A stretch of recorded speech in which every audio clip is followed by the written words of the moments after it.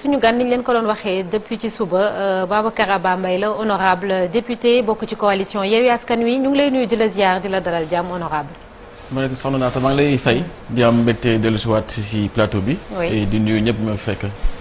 ñu ngi lay fay bu baax a baax alors Chérif certainement dañuy tàmbaleek dernière actualité bi muy démb ak Aminata Touré mandat bi ñu foqati ci moom député Chérif ñu bàyyi la nga tàmbali. ñu fàttali fekk nga ndaje mi parce que membre du bureau nga parce que secrétaire élu wala ca assemblée nationale démb la leen convoqué ordre du jour bi c'était pas clair.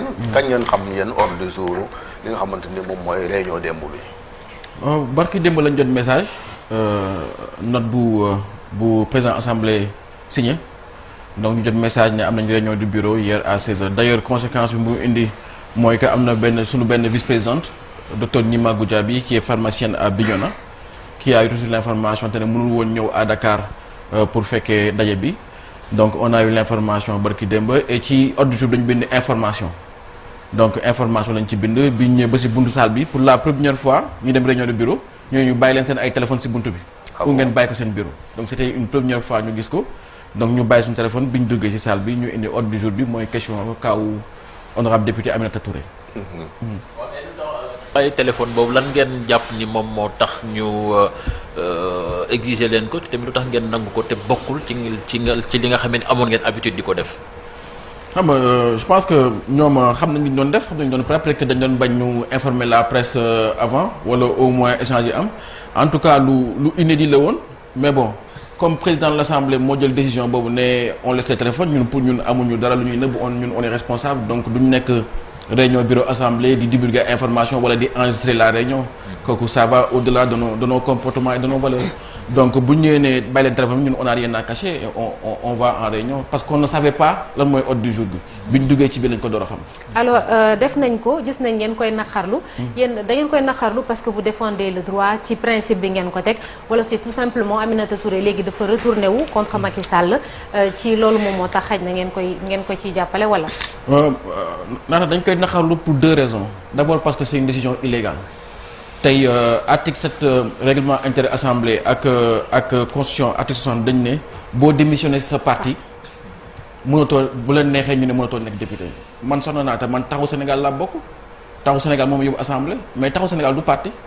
tey su ma bàyyi woon taxawu Sénégal dem beneen parti est-ce que Khalifa Sall am na droit ne Abba bàyyi na taxawu Sénégal dama ko jëlee assemblée pour te dire que décision bi amul sens tey ñun suñu président commission affaires étrangères Babacar Mbengue mais fan la bokk AFP la bokk docteur Malick Diop bokk Benno Bokk Yaakaar fu mu bokk AFP donc ban sens la am tey nga mën a ne parce que nit ki démissionné si parti nga ni non waxu sax ne dafa démissionné on a constaté de fait qu'elle a démissionné donc elle doit sortir de l'Assemblée. ci groupe parlementaire bi la démissionné bind ko. mais pour non démissionné sa groupe parlementaire bi. waaw elle a démissionné groupe parlementaire pour s'inscrire comme député non inscrit. donc pour moi la décision elle est illégale beneen bi mooy que. dañu war arrêter suñu institutions yi nekk ay lieux de règlement de compte politique c'est valable au niveau de la justice tey gis nañ problème yi am ak le dossier Ousmane Sonko les problèmes qu'on a eu avec Khalifa Sall et aujourd'hui tey yaakaaroon nañu que du Benno Bokk Yaakaar ak président Macky Sall moo ñëw indiwaatal ñu le même cas que Mbaye Ndiaye et Cissé Lo ont subi parce que bu ñu fàttali ne que Mbaye Ndiaye et Cissé Lo ont été dédommagés parce qu'on a considéré que dàq bi ñu leen dàqoon assemblée c'est une injustice donc pour man egg nañ fu nga xamante ne on doit arrêter que suñu institutions yi nekk ay règlement de compte lieux de règlement de compte politique parce que dafa indi benn crise actuellement au Sénégal mooy les gens ne respectent plus rien ne respectent plus les institutions parce que on est en permanence dans un contexte de crise politique. te wàllu mi ci ànd nag. ñenn ci député wàllu yi ci ànd. député ils l'ont défendu parce que ñoom nee nañ c'est pour être cohérent avec eux-mêmes parce que ñoom loolu moo taxaw ñu jëlee woon fi Mbaye Ndiaye ak Cissé Lo. yow noo ko gisee c'est un argument qui ne tient pas la route. je pense que wàllu ils doivent historiquement comprendre pourquoi les Sénégalais les ont sanctionnés. moo tax yaa ngi wax institution yi est-ce que le problème c'est pas les acteurs parce que ñoom ñooy jëfee lu ne mel. mais ça nous ramène au débat qu'on a eu ici man dernière fois bi ngeen may invité fii c'est au lendemain installation assemblée bi le 12.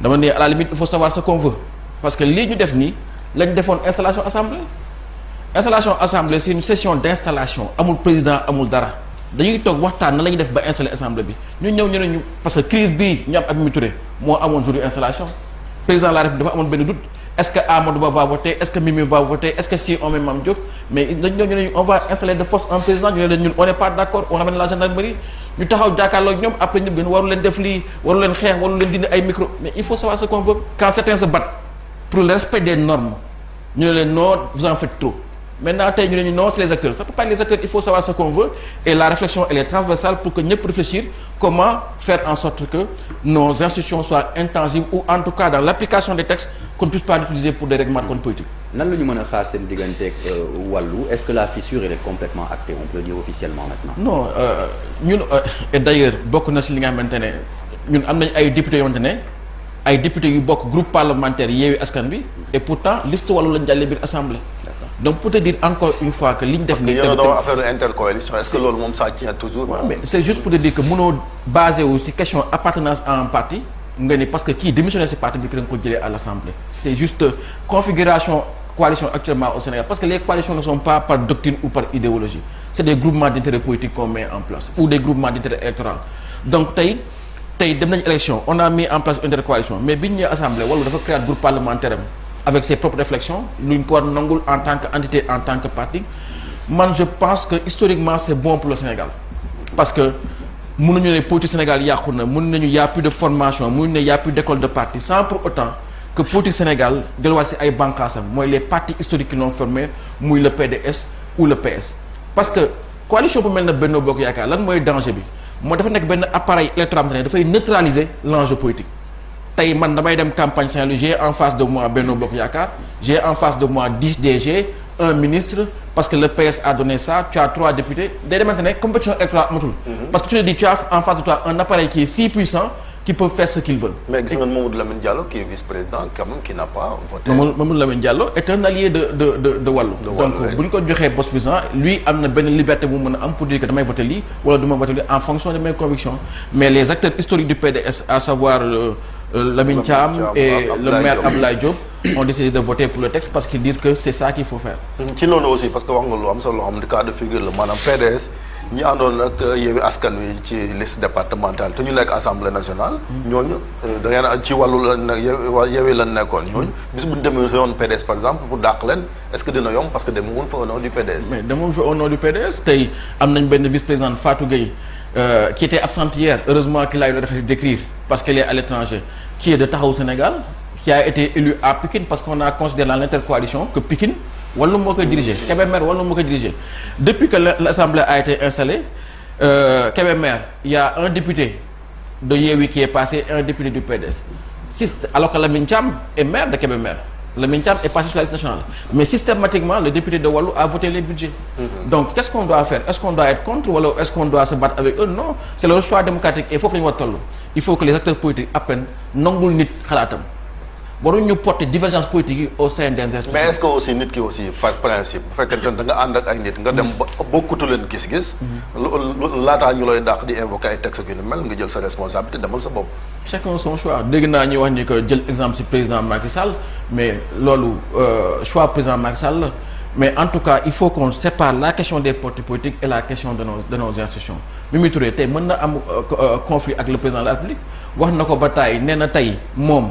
bu nangoon li ko président proposé kon du ñu am problème mais comment on peut aussi considérer que Sénégal les politiques bi mën nga jël un acteur comme le président Idrissa Seck mu dem élection présidentielle waxtaan ak sénégalais yi jël deuxième jékki-jékki du jour au lendemain de but en blanc basculer vers le pouvoir mais tey ça veut dire que y a plus de normes y a plus longtemps ne mën nañ ci inscrire ne ci lii la ñuy sukkandiku pour xalaat donc politique Sénégal moo am benn jaxasoo bu nga xamante ne li ñu war a fexe daal mooy mu bañ a impacter suñuy institutions parce que conséquence bi dafay indi dépit civique les gens ne respectent plus les institutions les gens ne respectent plus la police les gens ne respectent plus ce qui a fait notre Sénégal jusqu'à aujourd'hui et c'est ça parce que tey li dangereux ci lii mooy on est dans un contexte de grève on est dans un contexte bon jëlale naa ministre de la culture bi dem organiser ay sabar fële fi accident yi amoon tey les Sénégalais ont envie d'attendre d'autres sujets nous on a actuellement plus de 50 textes sur la table du président de l'Assemblée y compris l'action d'actualité sur le rapport de la Covid-19 y compris l'action d'actualité sur la grève et les accidents qu'il y a eu mais ça c'est plus urgent et c'est ça que les Sénégalais attendent pas une question politique parce que la politique franchement actuellement Sénégalais doon mais ñu bëri aussi mën nañoo jaaxle bu ñu gisee tey waaye askan wi di lëkkaloo ak Mimi Touré ci yenn initiative yi on l'a vu ak Guy Marius Sagna ba conseil constitutionnel sax fi mu toll rejeté requête bi nga xamante defoon nañ ko justement ci présence su gouvernement bi ci assemblée nationale loolu aussi est-ce que c'est cohérent politiquement. Oui mais actuellement di ku nekk ak sa trajectoire aujourd'hui au Sénégal tey Mimi Touré elle a été avec le président Macky Sall à un moment on peut pas continuer dans ce pays-là lu xew rek on dit on regarde le rétroviseur. Ah mais parce que y a encore ça c'est le passé. Aujourd'hui le passé non si non comment ça c'est le passé matu sax 6 mois. Oui mais Mimi Touré elle a été acteur aujourd'hui elle a fait le choix de dire qu'elle n'est pas d'accord avec le président elle n'est pas d'accord sur la question du 3e mandat mais c'est cohérent par rapport à nous ce qu'on défend. Demain est-ce que Mimi Touré va être candidat à l'élection présidentielle donc Mimi Touré amoo droit nekk candidat à l'élection présidentielle. Elle a été avec le président Macky Sall dem ba ci biir d'accord ak moom nekk candidat mais Macky Sall loolu la def. donc c'était cohérent bi muy tàccu bi ñu rejeté seen liste yéen titulaire. Non mais ça c'est pas à nous xam nga le problème mooy le problème c'est pas Mimi Touré moo ko def le problème ce sont les institutions qui ont permis ça de à ça de fonctionner y compris mais parce qu'elle était dans son camp. Aujourd'hui ñun nekkuñu di analyser ban problème la am son camp ou pas xam nga ñun lu ñuy analyser est-ce que la décision prise par l'Assemblée est légale ou pas xam nga lu ñuy analyser il y a une question d'actualité les Sénégalais ont besoin de savoir 2 députés waxtaan déposer une question d'actualité mais question d'actualité boobu bu ñu doon Assemblée les ministres concernés ñëw là le débat aurait eu lieu et les Sénégalais ont voulu savoir le reste les choix des uns et des autres man mënuma impacter pourquoi tey je suis habillé en blanc sama yoon nekk ce qui importe c'est la règle c'est l'équilibre et c'est ce que le droit permet de faire. mais vous parlez de changement ay coppite ndax coppite yooyu ngeen bëgg ne Sénégalais yi dañoo bëgg lu bees ndax loolu dina mën a am bu fekkee ku fàqee fële rek ñëw ci yéen ngeen ànd ak moom parce que tout simplement dafa contre président Macky Sall. naata le tribunal du politique c'est l'électeur tey man su ma jëlee sumay responsabilité ak fu mu mënti bokk dem ne damay nekk candidat à une élection c'est aux Sénégalais de décider tey. Acteur politique boo mën doon boo demee élection les Sénégalais ont jugé maintenant Mimi Touré est élu député mun ñu ci dara parce que à partir du moment où le conseil constitutionnel a déclaré les résultats ne Mimi Touré a un statut de député elle a un statut de député maintenant li muy def à l'Assemblée ak li muy def ëllëg ci carrière politique am du man en tant que parti moo koy décidé parce que c'est pas mon candidat pour la présidentielle Sénégalais yi ñoo ko décidé nañu bàyyi ba ñu egg foofu am un jugement sur ce qu'il a fait moi en tant que acteur politique comme moom awma droit avoir un jugement de valeur sur ce qu'il fait ou ce qu'il fait pas. Mais ce qui est important s'il te plaît c'est de marquer ce qui doit être marqué. Ce qui doit être marqué mooy que cette décision là elle est illégale et ça tout le monde peut et a le droit de le comprendre. mais ba toujours ci question naata bi ba léegi xam nga day wax ni ñiy fàq ci côté bale di ñëw ci yéen. ñooñu baax ñi mais waxee. souvent aussi on a l'habitude ou bien des fois on voit des gens qui font le sens inverse. mais ñooñu suñ ko defee on les traite de transhumants et nan lañ koy waxeeti. traître rek moo yu nekk dañ koy teg seen i der. non c'est pas ça pourquoi ça. je te donne un exemple président Idrissa Seck bi mu demee fekk ci Macky Sall lu mu wax. dafa ne Sénégalais yi ki jël 2e ci élection présidentielle fekk ci na ma. tey j'ai 80% de l'électorat. daal di sax kaf mu ne kan moo bëggul woon am loolu. mais un mois après il y a eu les événements de mars. les Sénégalais sont sortis ici il y a eu 14 morts il y a eu des milliards de pertes ça veut dire est-ce que les Sénégalais sont d'accord avec ce micmac politique là au moment où on allait à l'élection présidentielle est-ce que Idrissa Seck. mais mars bi y avait aussi un contexte muy Covid bi nekkoon Sénégalais yi ñu bëri liggéey ñu ñàkk seen liggéey. amuñu xaalis au-delà de ça loolu xaj na moom moo exacerbé tension bi amoon mais ce qui est important ce que je dis c'est la tromperie tey est-ce que Issa Sall bi mu nekk candidat du PUR à l'élection présidentielle dafa waxoon Sénégalais yi ne dafay nekk ministre conseiller Macky Sall. Est-ce que Madické Niang bu muy dagaan baat Sénégal. non mais quand vous parlez de tromperie aussi on peut l'appliquer à Mimi Touré aussi parce qu'elle était la tête de liste. Oui, des gens de Bokk Yaakaar. Au contraire elle est très cohérente. Elle dit aux gens que j'ai été tête de liste j'ai discuté avec le président m'avait dit que suñu paree man maay nekk président assemblée. tànn na un inconnu.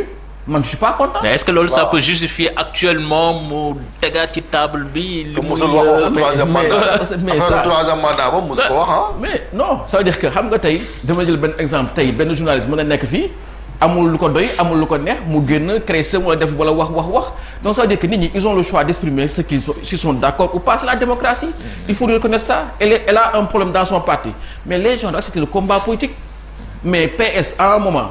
mais Senghor dafa ñëw taxaw ne d'accord on reconnaît la culture des tendances même boo demee renouvellement boo gagné y a une quantité des personnes dañ koy dajale à la tendance adverse mais moom moo kon ne mais il faut accepter que on est dans un parti du daayira du dara les gens ont le droit de ne pas être contents mais c'est pas parce que quelqu'un n'est pas content nga proposer ko ay poste mu bañ qu'il faut lui faire la guerre qu'il faut l'écraser c'est ça qu'il faut arrêter dans ce pays-là. Pas parce que quelqu'un n'est pas d'accord avec toi que tu dois l'écraser à travers les institutions. Khalifa Sall qu'est-ce qu'il a fait de mal? Rien du tout. Man j'ai travaillé avec Abdou Mbow recruté par Khalifa Sall. J'ai travaillé avec Benoît Sam recruté par Khalifa Sall. J'ai travaillé avec Abdourahmane Ndiaye recruté par Khalifa Sall. Mbaye Ndiaye bi muy dugg conseil municipal ville de Dakar en tant qu'adjoint au maire mais dekkal nga la jàlle Khalifa Sall moo ko jox poste pour l'aider mais du jour au lendemain tout parce que Khalifa Sall nee na nekk candidat à l'élection présidentielle tu actives l'IGE tu actives la justice nga tëj ko kaso pendant 3 ans après nga ñëw continuer comme si de rien n'était mais ça peut pas continuer dans ce pays là demain tout le monde peut écraser n'importe qui mais à quand les vrais débats à quand les vraies ruptures on ne va jamais y arriver. Bon on attend Mimi Touré nee na dina def déclaration de presse xool ba xam fan la jëm mais lii est-ce que buñ ko contester en tout cas ci àttekaay yi comme conseil constitutionnel am nga yaakaar ni. waaw xam nga ñooñu moom loo indi ñu ne ils sont incompétents et on est encore dans la suite logique bu fekkee Badio Camara moo nekkoon juge première instance Malick Lamotte la ñu yóbbu tribunal de commerce nga ñëw cour d'appel Demba Kandji moo condamné Khalifa Sall à 65 ans 66 ans yóbbu nañu ko médiateur de la République nga ñëw cour suprême Badio Camara condamné la à 68 ans nga yokk âge juge yóbbu comme président comme président du conseil constitutionnel à 68 ans. Mais c'est pas lui seul qui prend les décisions. Ils sont 7. Oui, mais ils sont 7 là-bas. Mais on a vu un peu les débats qu'il y a eu au sujet de ce conseil constitutionnel là. Et moi je n'ai awma benn yaakaar ci conseil constitutionnel et on ne devait pas arriver à ce point-là. Aujourd'hui on doit travailler à trouver la confiance en nos institutions, à réconcilier les Sénégalais leurs institutions muy conseil constitutionnel muy justice muy assemblée nationale. Parce que loolu la Sénégalais yi bëgg loolu la ñuy xaar si ñun en tant qu'acteur politique. mais assemblée ba tamit gisul ni yéen ngeen jël fa initiative boo xamante ni rupture ban dañ wax boobu ba léegi bientôt 6 mois yoo xamante ni yéen a ngi doxal. mais on a actuellement plus de cadres on a des propositions de loi on a des questions d'actualité on a des propositions de commission d'enquête parlementaire tout ça c'est sur la table du président mais depuis la fin du marathon budgétaire c'est-à-dire le 14 décembre président convoqué wul dara. Avant la fin du marathon benn yoon la ñu convoqué à réunion de bureau c'était pour nous dire que j'ai fait un PV les députés Massata Samb et tout j'ai écrit au procureur ils vont répondre à la justice.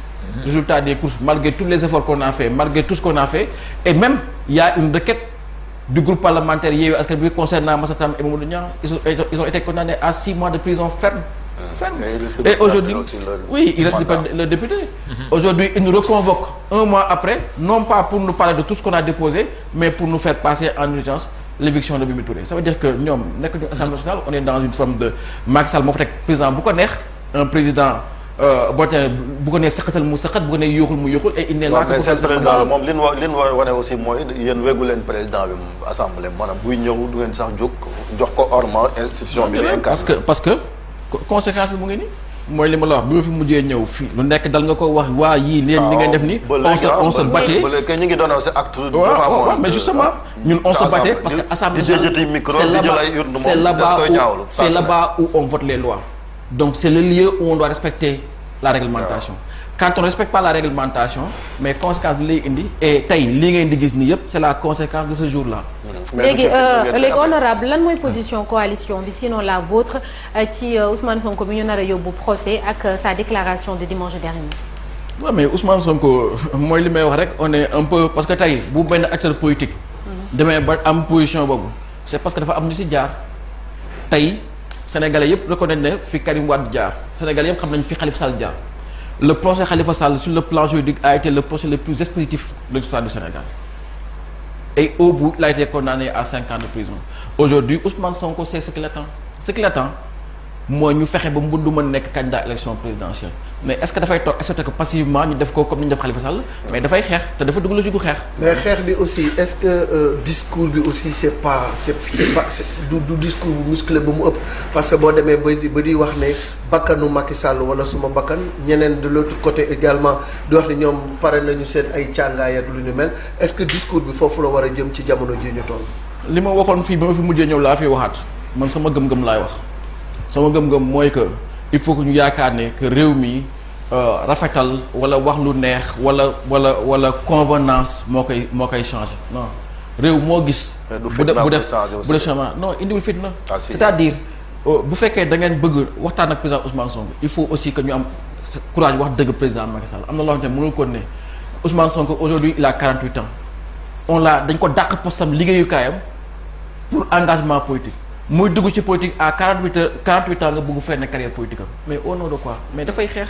Et aujourd'hui on en est là parce que le président Macky Sall moom combat politique am du dem élection du xeex kenn moom il ne veut pas avoir d'adversaire il veut réduire l'opposition à sa plus simple expression mais comme il veut nous écraser kay xanaa nag gor nag ab muus sax boo ko sëlatalee mu gestu song ak yow et foofu lañ toll. Macky Sall dañu sës. à quel prix yéen sës ngeen terminé au prix que les gens qui ont fait la démocratie de ce pays là ont payé Sénégal xëy egg fii dafa am ñu xeex pour que ñu am isoloir xeex pour ñu am encre indélébile xeex pour ñu am scrutateur xeex pour ñu am fichier électoral xeex pour ñu am 4 électeurs des gens ont perdu leur vie pour le combat politique pour que Sénégal nekk une vitrine démocratique il appartient à tout le monde de le préserver en commençant par Macky Sall lui-même. Maintenant nag bu fekkee dafa bëgg tënk askan bi. ba li mu bëgg jàll mooy 3e mandat nit ñi aussi am nañ droit xeex. maintenant nag li may ñaan yàlla mooy man borom kër laa lu ma nekk borom kër am soxna su ma bàyyi bu taxee sama kër ne damay noppi déglu ko. donc déw mi am na ñu fi nekk ay kilifa ba tey am na ay kilifa. am na bu fa tolloon dañ ne demoon. mais est-ce que warta commencer ci de façon générale classe politique bi yëpp que ça soit opposition wala pouvoir. ñuy woote dal moo gën a rafet moo gën a njëkk yaa ngi wax convenance yu am mais il faut mu am tam ci réew mi parce que noonu lañ ñu xamee woon donc est-ce que commencé wul ci yéen ci seen bopp di def ay discours yoo xam ne dafay calmer nit ñi mais ñii bu ñu defee ay discours yu extrémistes de l'autre côté aussi ñu def ko yëf yi du sotti. soxna Naata. oui. au mois de mars Macky Sall ñàkkoon na nguur gi le pouvoir était dans la rue Sëñ Mountakha Mbacké moo ñaan nañ teg ci suuf ñëpp teg ci suuf tey dégg nga transporteurs yi ak lu mu metti bi leen kilifa gi laajee dañ ko teg ci suuf Sénégal am nañu ay kilifa waaye koo xamante ne yow sa bëgg-bëgg rek nga xam da ngay waxtaan ak kilifa yi pour gagner du temps après nga imposer nit ñi sa bëgg-bëgg mënu ko ne. Voilà, et les gens ont envie d'avoir une carrière politique. Aujourd'hui, il y a une transition démographique qui se fait dans ce pays-là. Am na acteur politique bu dem ba cristalliser des milliers de voix, des milliers de suffrages, une 3e élection présidentielle, tey nga bëgg briser sa carrière politique, mais du ko nangu. Et je pense que il faudrait que nit ñi aussi qu'on soit équilibré et qu'on soit juste. Autant on peut demander à l'opposition d'avoir une position conciliante buy jox cër réew mi wala buy dox ci jàmm. Autant il faut dire au président Macky Sall que am na kenn du ko nangu. mais ñu ci bëri loolu la ñuy wax mais dañuy nemmeeku ni bu ñu defee discours boobu sax dañ naan que dañoo war a wax ak président Macky Sall kese. bàyyi opposition bi alors que bu ñuy wax comme on dit ñaari loxoy tàccu xaw ma je sais pas comment on dit ça. donc bu ñuy wax ñaar ñëpp la ñuy wax du ñu boole du ñu wax président Macky Sall bàyyi ñi nga xam ne ñoo féete ci opposition bi wala du ñu wax ak opposition bi rek bàyyi ñeneen ñi ñëpp la ñuy waxal. waaw ñëpp la ñuy waxal aujourd'hui ñun opposition waaye nañu que opposition bi ñun amuñu benn intérêt parce que dañuy wax ne quand on peut mettre un pays en feu ou à terre, mais quand on va gouverner ce pays-là, on va recommencer à zéro. Absolument. Donc l'objectif n'est pas de mettre ce pays à terre là, et je pense que l'opposition l'a montré. Et loolu laa doon wax fii bi ñuy installé assemblée li ma ci choqué mooy que dëkk bu mel ni Sénégal am na ñaari alternance c'est-à-dire nga changer président changer régime changer gouvernement changer ay direction changer carrément de fonctionnement. Ce pays-là ne peut pas rater l'installation d'une nouvelle assemblée. Je pense que cela montre que il y a un moment où dans ce pays-là il y a des choses, il y a des ressorts qui ont cassé. Ça veut dire qu'il y a une diplomatie de surface et il y a une autre diplomatie qui fonctionne dans ce pays. Parce que diggante Diouf ak Wade installation am na ñu bëri ñu ci dox ñu wax diggante Macky ak Wade am na ñu dox ñu wax et je pense que ce sont à ces gens-là de faire en sorte que waxtaan ak acteurs politiques yi pour que ñu trouver jàmm mais nag il faut ñu xam ne que loo gis àdduna am na une ligne rouge et le président Macky Sall est en train de franchir la ligne rouge. Ok Karim yàlla na ok Khalifa génn nga ni yow mi ko condamné woon nga ni mën na bokkaat dañ def une loi. Voilà. Mais loi d'amnistie tey tu vas voir ça avec Sonko mais Sonko ne va pas accepter ça. Mais est-ce que les dossiers sont justement comparables? Yenn yi ay rapports ñoo leen épinglé on peut dire que l'État peut-être est derrière cela mais ça il s'agit d'une plainte d'une affaire quand même on peut dire personnelle. Moi je suis sénégalais comme vous. man je suis pas du Pastef. Oui. Mais képp ku xool dossier bi xool élément de preuve yi xool audio yi xam nga ni lii ça n'avait rien à voir dans une chambre criminelle.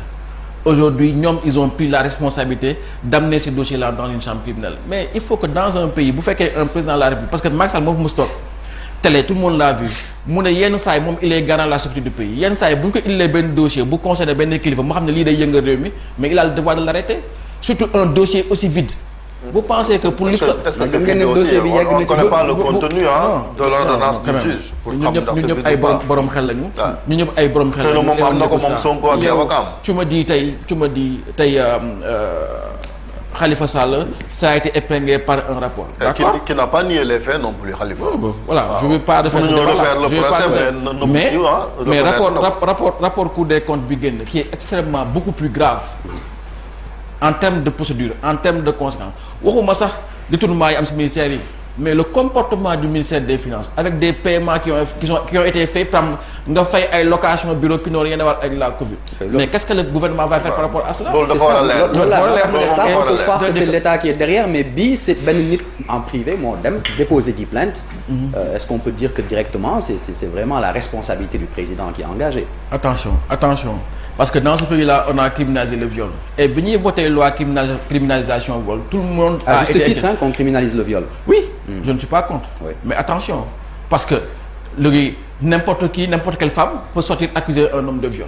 Tout à fait. Et comme c'est criminel, on peut le prendre le temps de prouver. Comment tu peux prouver que dama violé ou pas? Nga am un rapport du gynécologue pour dire qu'il n'y a pas eu de conjonction, il n'y a pas eu de rapport, il y a un doute qui profite aux prévenus.